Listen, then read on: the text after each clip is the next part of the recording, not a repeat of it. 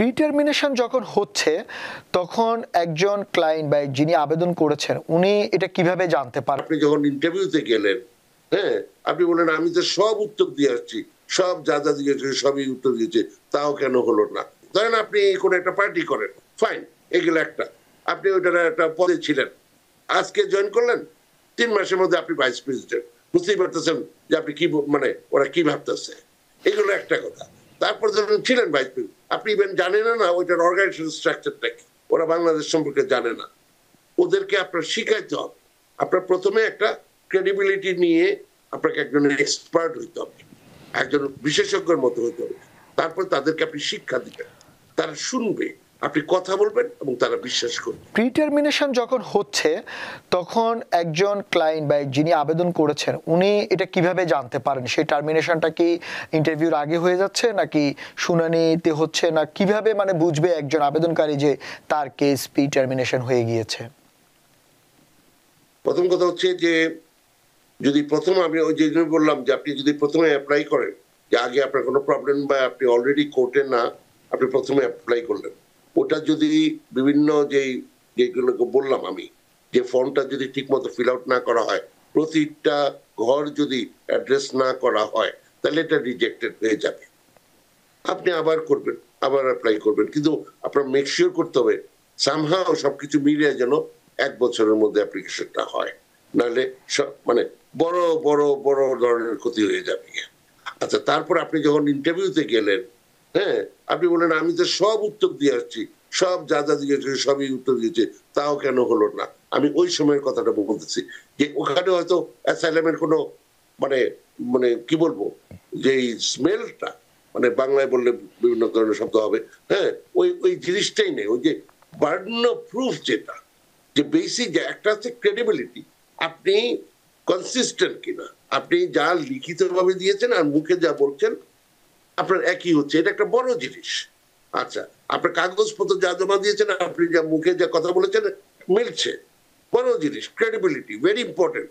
কিন্তু তারপরে কথা হচ্ছে বার্ডেন অফ প্রুফ, যে এই বললে এটা দিয়ে অ্যাসাইলামটা হয় কিনা। ধরেন সব ঠিক আছে, আপনি সব উত্তর দিয়েছেন ইত্যাদি ইত্যাদি, হ্যাঁ, মানে কিন্তু তারপরে কথা হচ্ছে যে বার্ডেন অফ প্রুফ কি আপনি মিট করতে পারছেন কিনা।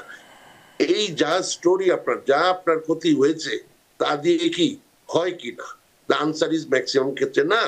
আমাদের এখানে আমি দেখেছি, যা আমার অভিজ্ঞতা হয়েছে, হ্যাঁ, একেবারেই মানে যেই অত্যাচারটা হয়েছে, ধরেন আপনি কোন একটা পার্টি করেন, ফাইন, এগুলো একটা, আপনি ওইটার একটা পদে ছিলেন, আজকে জয়েন করলেন, 3 মাসের মধ্যে আপনি ভাইস প্রেসিডেন্ট। বুঝতেই পারতেছেন যে আপনি কি মানে ওরা কি ভাবতেছে।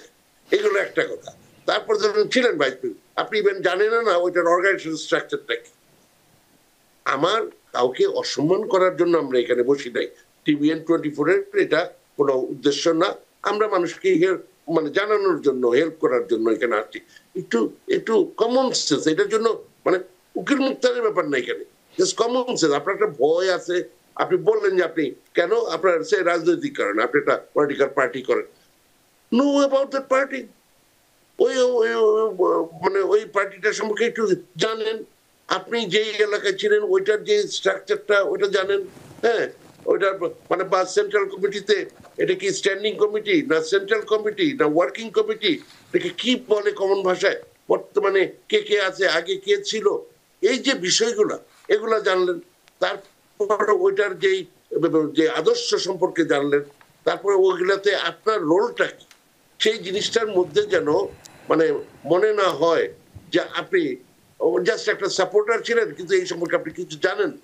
হ্যাঁ, মানুষকে যে জাগিয়ে তোলা, হ্যাঁ, এই পলিটিক্যাল পার্টিকুলার কাজ কি, সেই ব্যাপারগুলা আপনার মনের মধ্যে এনে ওটাকে যে ব্যাখ্যা করা, আপনি মনে করতে হবে আপনি একজন শিক্ষক, আপনি ওদের শিক্ষা দিচ্ছেন। ওরা বাংলাদেশের না, ওরা বাংলাদেশ সম্পর্কে জানে না, ওদেরকে আপনার শিখাইতে হবে।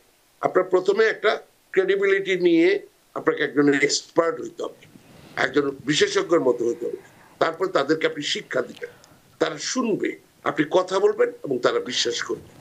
এটার সাথে ওদের, হ্যাঁ, স্টেট ডিপার্টমেন্টের রিপোর্ট আছে, ওগুলোর সাথে যেন যায়। না, আপনি একটা সঠিক কথা বলেছেন।